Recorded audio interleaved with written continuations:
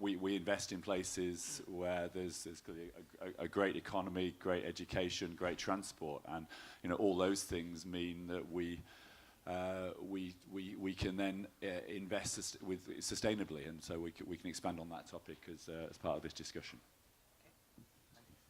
Andy Cliff, Managing Director of East Mids Airport, and a bit more broadly Exec Committee Member for MAG, but I also wear a number of other adjacent hats, one of which is Chair of the CBI for the East Midlands as well. John and I, both Johns and I actually have variously touched on this topic in the past, and frankly I think it's probably one of the most important issues that faces us at the moment. From my perspective, I think there are a couple of reasons for that. One of them, if you look broadly, although it has improved somewhat in recent weeks and months, but the reputation of business across the UK at the moment is not in great shape, and by that I mean in a broad societal view of business, how benefits are shared and so on and so forth. And therefore I think it is a challenge for business to respond directly to that challenge and to make sure that it acts in an entirely responsible fashion. I would echo John's comment about sort of economy first and flowing through, but I'd probably add a little bit more to that, which is I think it's about access to that growth at the same time. So when we look at it, I am, from an airport ambition perspective, seeking to double passenger numbers and triple freight. That is likely to quadruple the numbers of jobs in and around the airport over the course of the next 20 years. So it's vitally important to us that we find ways of accessing labour markets, share that prosperity, because unless we get access to growth and access to those employment markets, that will put in jeopardy that growth opportunity that we face. So we see enormous opportunities in that space. One final comment, which is my sort of second limb of this, is I think we're going to see a revolution in the world of work over the course of the next decade. Probably that's far too long, frankly. It may even be in the next 5 years. AI, automation, robotics will pretty much change the face of almost every job sector that we traditionally experience at the moment. That will potentially make a number of roles redundant, so we need to find ways of making sure that as we grow, we can reskill and upskill people that are currently in employment. Good morning, everyone. I'm Professor Julian Beer, and I'm Deputy Vice-Chancellor at Birmingham City University. But I'm here with many hats as well. So I'm here representing the Midlands Enterprise Universities this morning, which are 7 universities across the East and West Midlands, which are focused on, as their anchor institutions within their place, and very much on the enterprise agenda, as well as having niche specialities in research. For the types of institutions we are, and I'll talk about my own institution just very briefly, but the other 6 universities within our cooperative or our group are very much the same. Inclusive growth for me and for us as universities is absolutely central. We've, over the last few days, discussed all the opportunities that are happening in the Midlands, and they are vast. I mean, really great opportunities for the Midlands. But we actually believe that everybody needs to be part of that opportunity. So in my university, we recruit from some of the most deprived areas within Birmingham and the West Midlands. And around 30% of our students are from the most deprived areas, often first in family to go to universities. And it provides them real opportunities to get involved and get engaged with the growth in the Midlands. And the other universities in our grouping are very much in a similar vein. So inclusive growth for me is absolutely central as we go forward and look at all the wonderful announcements this week and all the opportunities that we've got. This is a really important agenda for us as universities. And Julian, congratulations on yesterday's announcement. Fantastic announcement. Thank you very much. Thank you. Neil, you're a marketeer. You must have a lot to say about this subject. Thank you, John, and good morning, everybody. So I'm the Chief Executive of the West Midlands Growth Company. So I can't escape this topic because it's in the job title. I think for me, the issue that we should be discussing is the business case for inclusive growth and, as Mark describes it, sustainable development. I think if you look at successful places around the world, they take this very, very seriously indeed. I think there are probably 4 components which we're all involved in one way or another: jobs, skills, transport and housing, all of which have their role to play in ensuring that we create inclusive places. From a West Midlands perspective, we've worked very hard at this over recent years. You heard yesterday on the announcement on our housing deal, the focus particularly on affordable housing. HS2 has made a huge difference to the whole of the Midlands region, but our focus now is on the sort of secondary transport connectivity, which will open up areas of our conurbation, which frankly desperately need access to those jobs. But I guess my final point is, I think successful places do need a sort of human capital strategy. We talk a lot about skills, and it's really important that Julian and colleagues from the university sector are with us this week, because I do think it's very much about trying to work out what the future looks like and how we ensure that those young people have access to those jobs. But I think there's a flaw in the way we operate, and I have to say I think we failed already when you look at the panel this morning.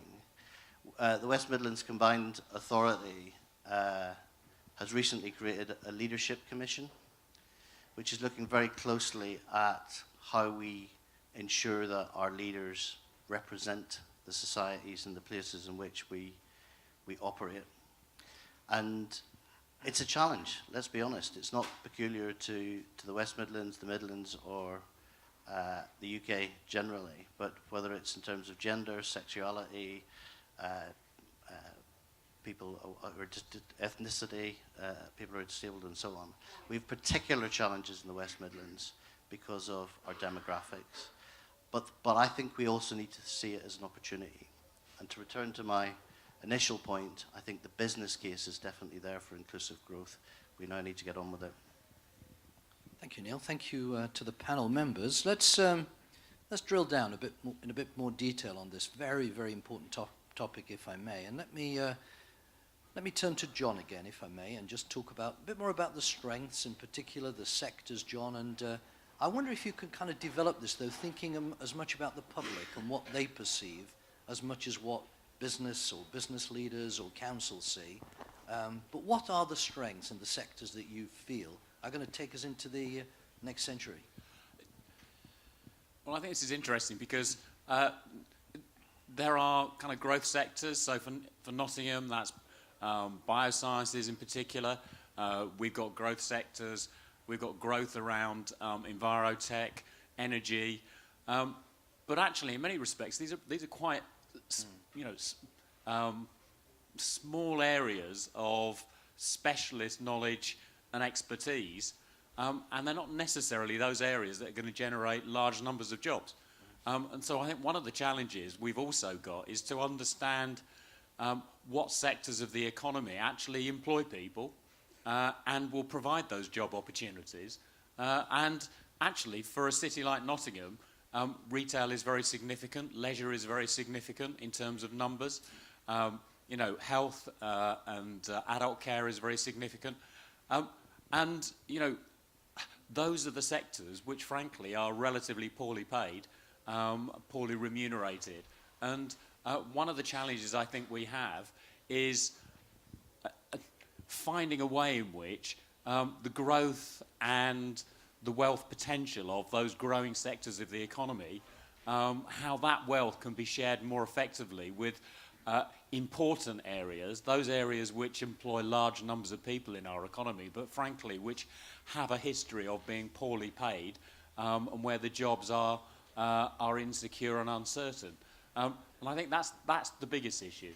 I think one of the other challenges that we have is that we need to find a way of ensuring that growth in a local economy actually benefits the local community and the local population, and isn't just kind of growth on paper, which is not felt by large numbers of people. What I see, to be honest, in the UK at the moment is a polarisation of the population. So there are those people who are doing well and who feel fine, and then increasingly there's a large part of the population who are uncertain, who don't have the benefit of any kind of job security, who don't feel the benefit of of local growth, and Nottingham is growing relatively quickly. And that, I think, is played out, in politics, it's played out in public discourse. And I think that's probably the biggest challenge that we face. And it's only going to be exacerbated by, Andy, the kind of things that Andy's talking about, which is that the world of work will change very significantly, and very many jobs will fall out of the economy because they can be computerized. They can, people can be replaced by automation, by robots. I've got no answers on that, but it is the big issue, I think, and it's the big issue that we really have to start thinking about. I think that's an excellent point you make, John, and there's no doubt that technology is driving change so fast now, it's very hard for the public to know.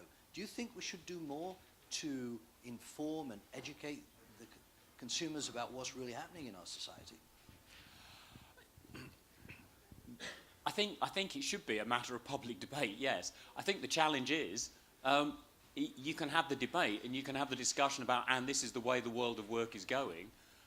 Actually, there's very little thinking about what that means in practice, and how then do we keep people engaged in communities? How do we make sure that people have the resource they need to live a reasonable life?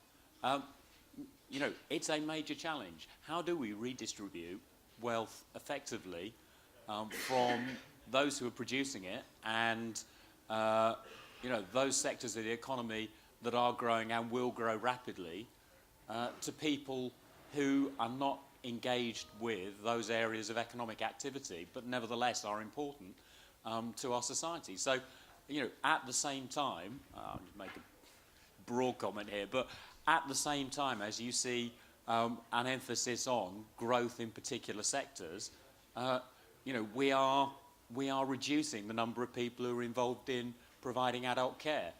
We are cutting back on people's wages, even though there is an increasing demand for that kind of service, simply because the resources that are available for local authorities, who are in many of our cities one of the biggest employers. The funding for local authorities, as most of you will know, is dramatically declining.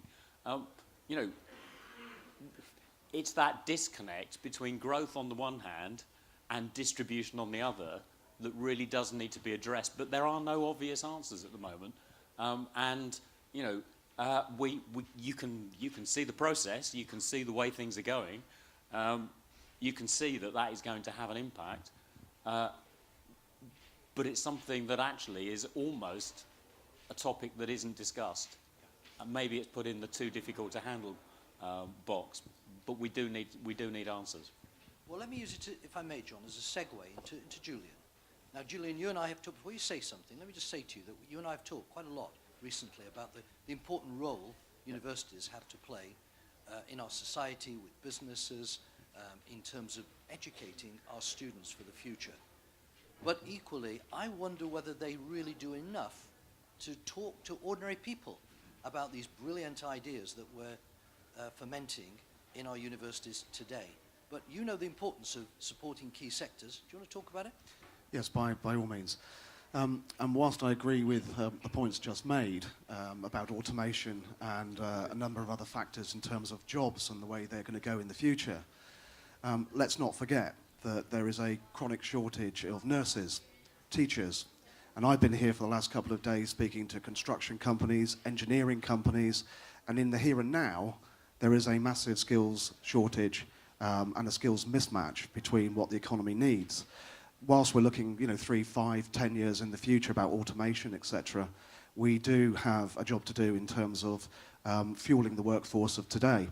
And I think inclusive growth is an absolutely crucial agenda. On the technology side, and what we do as universities to actually articulate what's going on in universities, I actually agree with you, Sir John. There is more that we need to do as universities to actually work far more closely with those involved with workforce development, workforce planning, but also with industry directly to actually make sure that we as universities can take advantage of our intellectual property in this country And post-Brexit, I think, we will see even more shortages in skills, which technology will need to be a part of the solution for replacement. But we do need to engage more of our society in the opportunities that are going to be presented. And they will be real opportunities. But just some stats again. If you look at nursing, for instance, nationally, up to 2020, there's a projected 300,000 shortage of nurses. And that is before you factor in the Brexit scenario, which will add significant numbers of nurses on top of that. I mean, that's a gaping chasm for us as a society that we have to try and address and do something about. And some of the stuff that universities are doing in terms of automation, healthcare at home, and using technology is part of the solution, but it's not all of the solution, and we really need to be working more closely together now to actually address some of the issues and the systemic issues that we have in our economy. Thank you, Julian. Now, Neil, the Combined Authority is powering ahead here, and you're taking huge steps to actually develop key sectors within the region. But what are your views on this, and what about people again? Are you bringing people along with you? So we've heard quite a bit over the recent months about the government's industrial strategy, and I think it's something we should embrace, because for the first time for many, many years, certainly to my mind, we're seeing a focus on place and localities in a way that I certainly haven't seen for a number of years. And I think we would like to believe that the West Midlands has been developing quietly its own industrial strategy for a number of years. And I think to pick up on Councillor Collins' point, it's a combination of growth sectors which are about the future and evolving what you already have. So it's a combination of evolution and revolution. The Midlands is a manufacturing heartland. Our focus is very much on advanced manufacturing, working through the supply chain of JLR and others in the automotive sector, and obviously in aerospace, and the new sector, which is high-speed rail. But we are very, very focused on your point about a human capital strategy. So the high-speed to college, for example, basically ensuring that we've got the right skills for the future.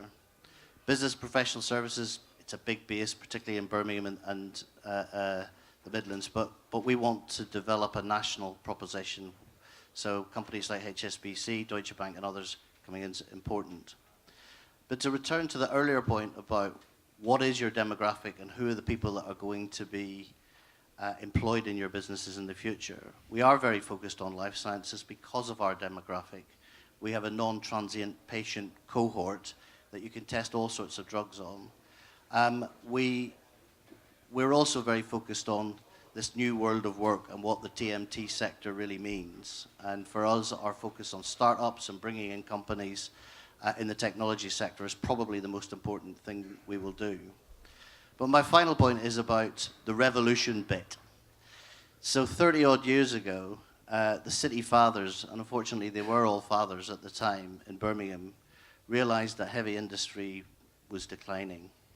And they really didn't know what the future would hold. And they took quite a big leap, I think, to build some sheds out by the airport, which consequently became the NEC, which subsequently generated the ICC, the International Conference Centre in the centre of Birmingham, without which I have to say we probably wouldn't have built Brindley Place.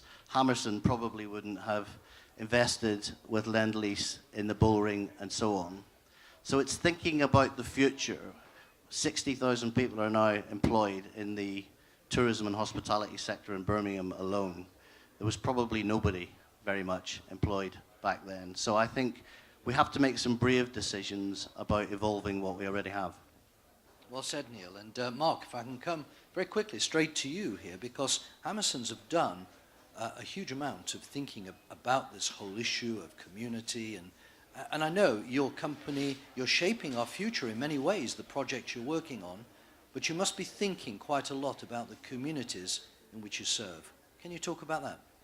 Yeah, absolutely, John. I think, there's a number of points being made here. I think ultimately, our well, our developments are about people. It's about people who work in them. It's about people who use them. I mean, interestingly, John mentioned retail and retail employment. I mean, I have a real positive view about employment in retail. There are just under 5,000 people employed in the boring across our boring estate. 80% of those are local, and a huge majority are under 25.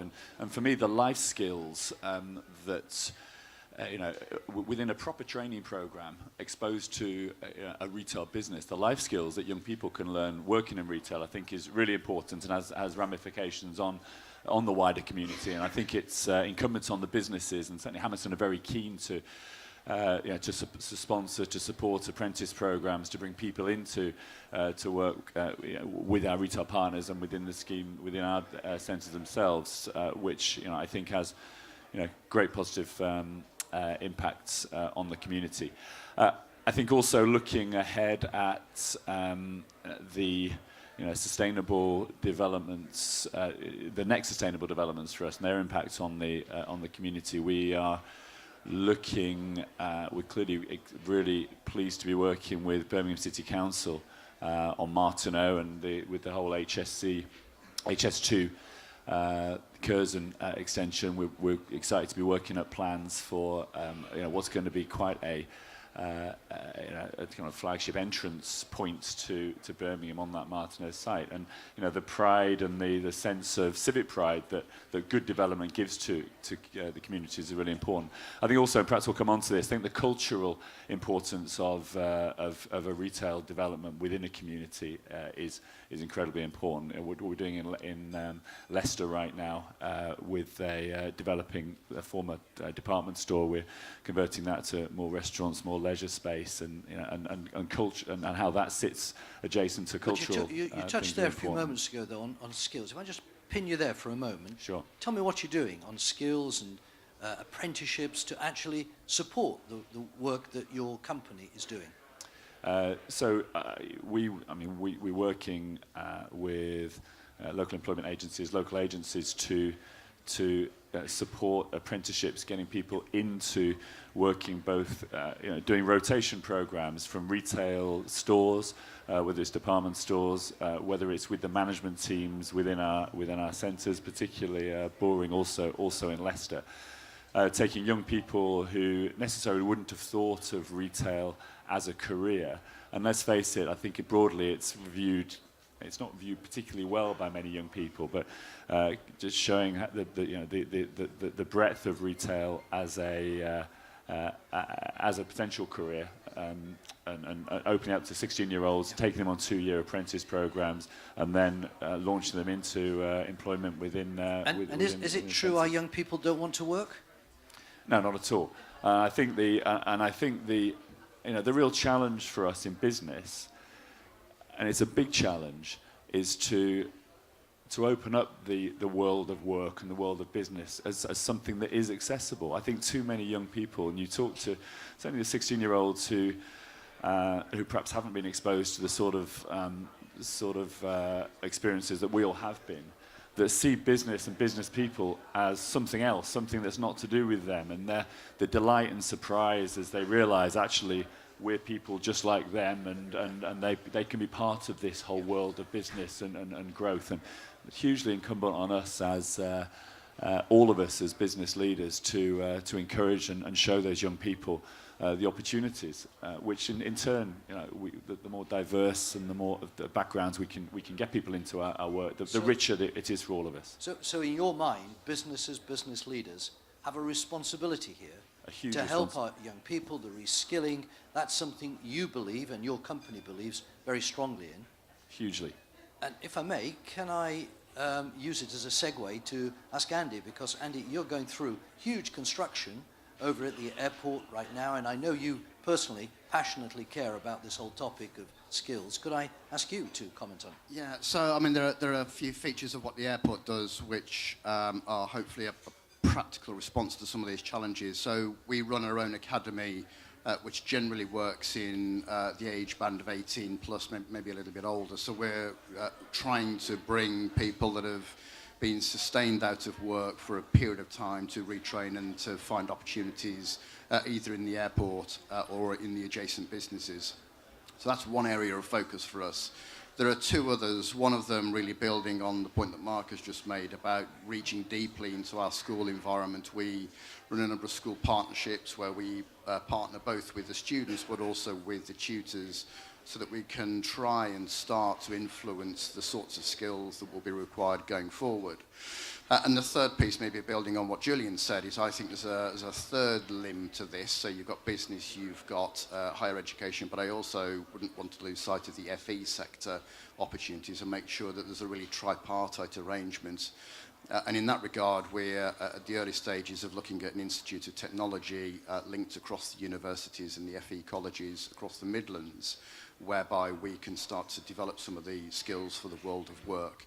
And we face two challenges, there's no doubt about this. Our long-term strategic workforce planning tells us the sorts of skills mix that we think we need over the next 20 years, but it also, to Julian's points about the right here and now, stares at the sheer numbers of people that we think we will need to employ and just how we ready that labour market. So for us, those sorts of things I've just referred to are part and parcel of how we want to try and build those skills as we go forward. Slightly off topic, maybe still within the inclusive growth agenda, we talked a lot about skills here. The other thing I wouldn't want to lose sight of is how you access labour markets and the linkage to things like transport strategies here. So it's all very well that we make these jobs available, but if the youngsters physically can't get there because there aren't service patterns available at 5 o'clock in the morning, or in my case 3 o'clock in the morning to get there for the first shifts, this is dead in the water. So we need linked strategies right across the board to make sure that we can reach into these labour markets. In and around the airport, generally speaking, there are a couple of observations. One of them, we tend to be at quite full employment, so the challenge to us is how we partner with Nottingham, Derby, Leicester and beyond and reach right across that locality to make sure that people can actually get to work. And the second point about inclusive growth and local jobs is tongue slightly in cheek. I'm quite a noisy neighbour. I'm a 24/7 operation with the UK's largest pure freight operation. So I need to make sure that the jobs and the prosperity is shared right across our adjacent communities so that we share those benefits right off the bat as we develop our business. John, I've really got to turn to you here because I know you're a huge supporter of the work done by the airport and the jobs it's been creating, but you have an ambitious growth plan for Nottingham and this whole topic of skills and having a workforce fit for purpose. Do you want to comment on it? Yeah, I think one of the UK's biggest challenges is having a coherent, properly funded approach to skills. And we don't have that. What we have is we have a kind of mishmash, a bit of a patchwork quilt of different kinds of qualifications, different kinds of routes into training. It's incredibly confusing. It's particularly confusing if you're a 16, 17-year-old entering and trying to make those decisions about, well, what's my future going to be? And I think,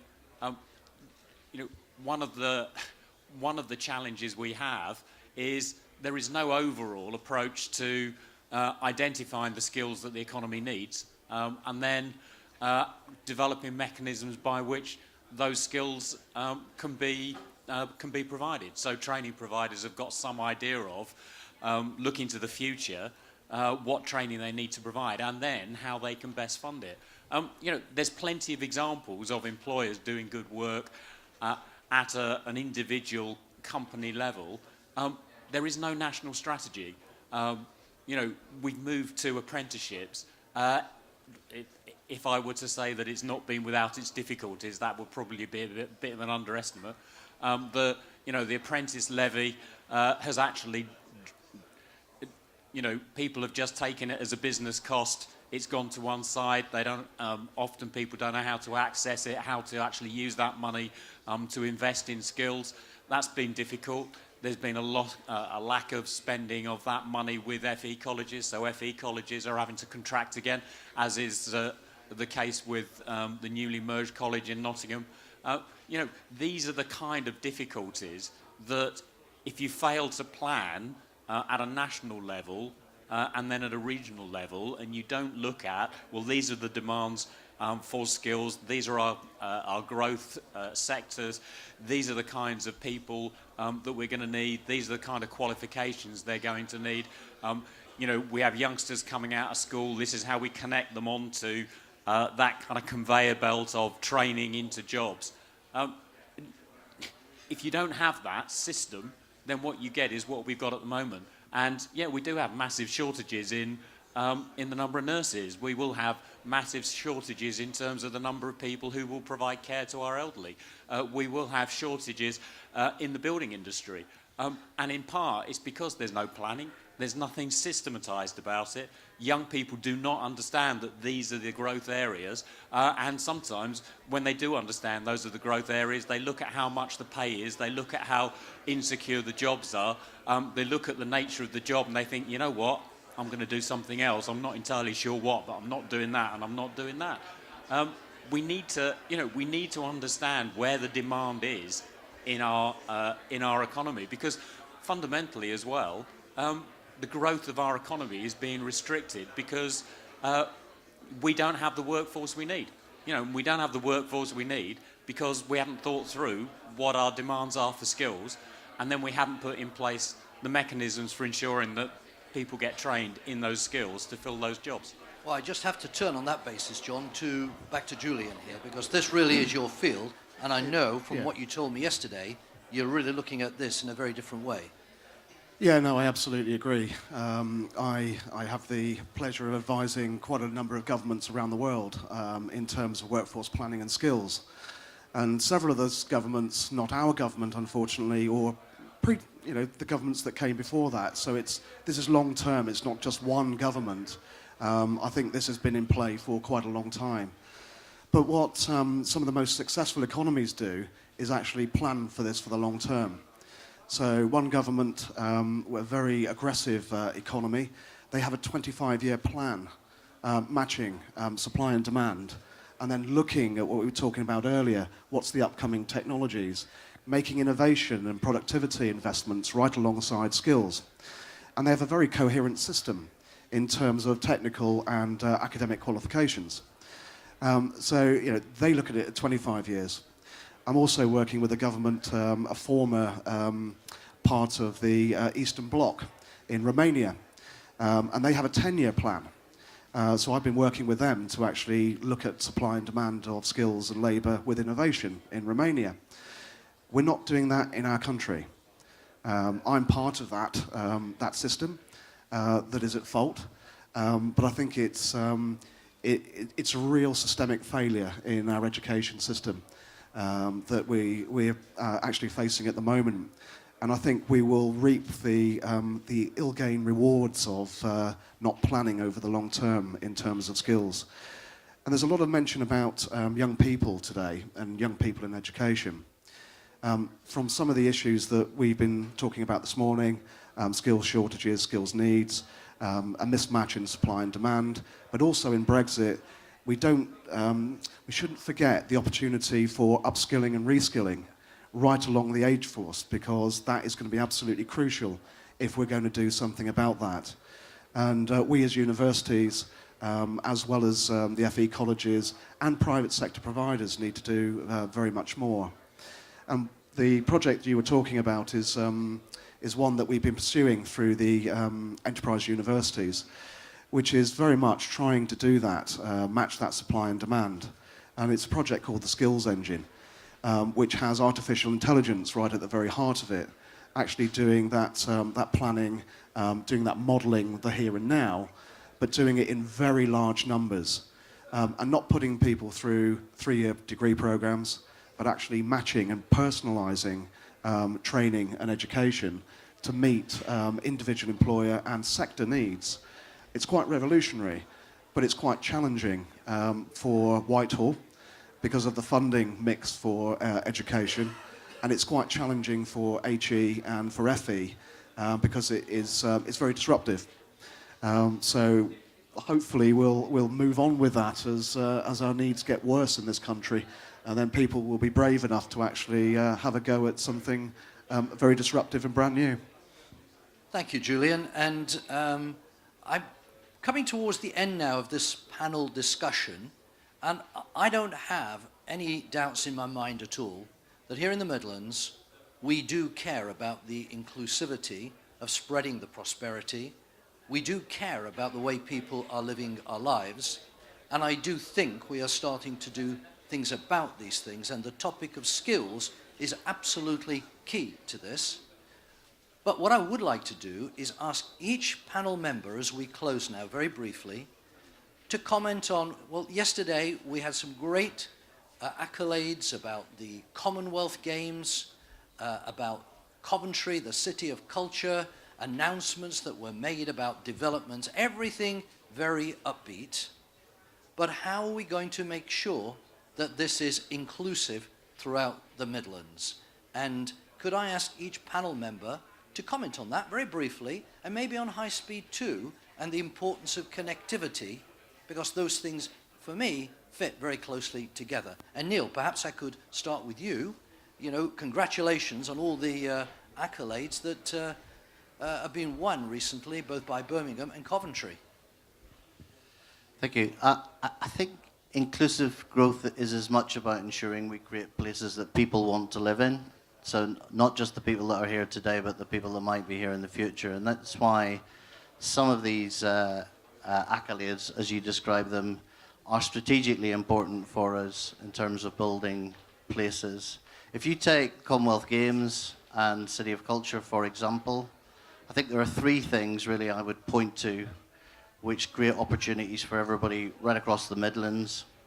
Firstly, the Commonwealth Games is a big infrastructure project. It's a £750 million project, a massive housing scheme, 1,000 new homes for an athletes' village with the opportunity for a further 2,000 homes, a new aquatics centre, a stadium. That will create jobs and opportunities for people right across the region, and also in Coventry, huge regeneration there as a consequence of winning the title. All of this, I have to say, to be done in half the time that one normally gets for these types of events. Secondly, we're looking at how we involve young people in all of these events. Volunteering was a massive success at the Olympic Games. We're looking at how we actually give our young people educational,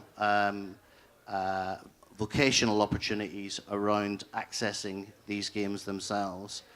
But thirdly, and this is perhaps a call out to everybody in the room, we have an opportunity with the Commonwealth Games to create a business expo. We also are discussing the opportunity of creating a great exhibition of the Commonwealth. And, you know, as the region that was the home of the Industrial Revolution, despite what some of our friends to the north might think, I do think there's a huge opportunity here for us to showcase the whole of the region, and importantly, as you say, John, to involve everybody who lives in the region today. Thank you, Neil. Can I turn to you, Mark? And similar, same question, but what are your thoughts on the topic? Briefly. Okay. Well, let's talk about retail in the context of culture. And I think our challenge, and the challenge for the Midlands, but particularly our challenge, given all the interest we have throughout the Midlands, is to create places, retail and leisure places, which are culturally relevant and inclusive. Retail's always been culturally really important to a region. If you go back to the Edwardian times and the creation of the exchange in Nottingham, or Grand Central, the Great Western Arcade in Birmingham, these were amazing places that people came to, and culturally were really important to that community. And our challenge in the future is to create these places that continue to be culturally relevant in the context of how these places interact with social media, how our young people view themselves as being part of these places as communities. Our retailers play a big part in that, in the way that they create theatre and cultural relevance in their stores, whether it's through music, whether that's through art, and they all do this. And our job is to create that in all of our places, to make people feel part of what we're creating. Now, of course, Mark, you do know where the oldest shopping mall in the world is. It's the GUM in Moscow, but we're not going there. Is that? We're not going there. Well, I say, I think the Great Western Arcade is a pretty good example in Birmingham. You're talking to a retailer here. Yeah. Andy, can I have your thoughts on this? Yeah, I will keep it brief, John. Two things for me. One of them I'll just reference very briefly the transport strategy point, and therefore I think access into labour markets will be one of the most crucial ways that we make this growth inclusive. The second thing I would reference is the need to collaborate. Two reasons for that. One of them is to make sure that we get genuinely cross-sector engagement and combined solutions, but also that we conceive of these things at the right regional and subnational scale. Otherwise, I think we'll end up with interventions that are frankly just too small and will not move the needle as we go forward. So really to reinforce Neil's earlier point about collaboration right across the Midlands, I would fully support that. I think we need cross-Midlands solutions to provide some of the answers to these issues. Scale is important, Andy. You're quite right. John? So I think an emphasis on three areas really, which is local jobs, local training, and local spend. And as employers, actually having that sense of recruiting locally, taking a responsibility for growing skills and connecting local people to job opportunities locally through training. And then making sure that when you're out there looking for suppliers, you're focusing on the local. I mean, in Nottingham, as a city council, we've gone from something like 20 to 30% of our spend being spent locally to now it's well over 70%. We have clauses in our construction contracts and in many of our procurement processes which are very much about how many trainees are you taking on and how much local labour are you employing. I think those are the kind of things that it's really important that not just public authorities get involved in, but the private sector too.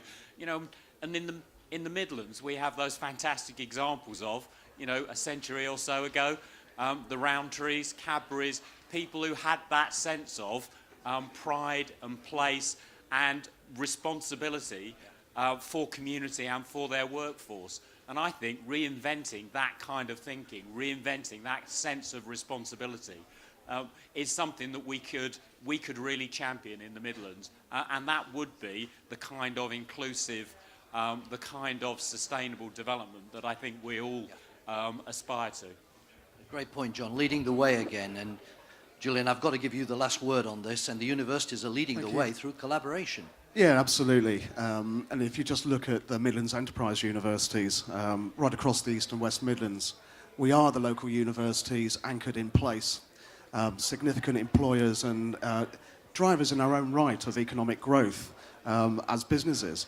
So I'm just going to leave it on a couple of things. One is a plea, really, to actually contact us, get engaged with us as universities in your local place.